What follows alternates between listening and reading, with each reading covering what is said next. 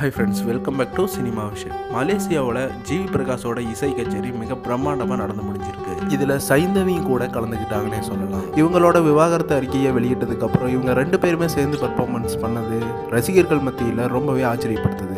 இவங்களோட பெர்ஃபார்மன்ஸில் பிறை தேடும் இரவிலே சாங்கை பாடும்போது அவங்கள அறியாமலே அவங்களுக்கு கண்ணீர் வந்துருச்சு அப்படின்னு சொல்லி நிகழ்ச்சி பார்த்த ரசிகர்கள் எல்லாம் கமெண்ட் பண்ணிட்டு வந்துட்டு இருக்காங்க.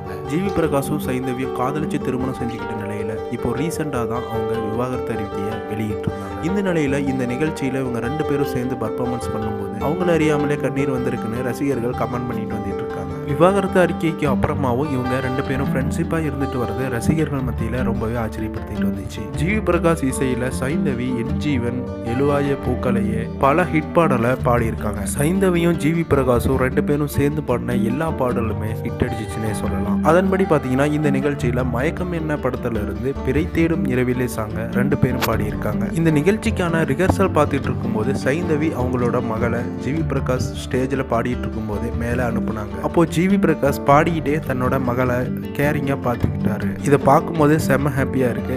ரசிகர்கள் எல்லாம் நீங்கள் ரெண்டு பேரும் மீண்டும் சேர்ந்து வாழணும்னு கமெண்ட் பண்ணிட்டு வந்துட்டு இருக்காங்க. சேனலை ஃபர்ஸ்ட் டைம் பார்க்குறோம்னா தான் கண்டிப்பாக சப்ஸ்கிரைப் பண்ணிக்கோங்க.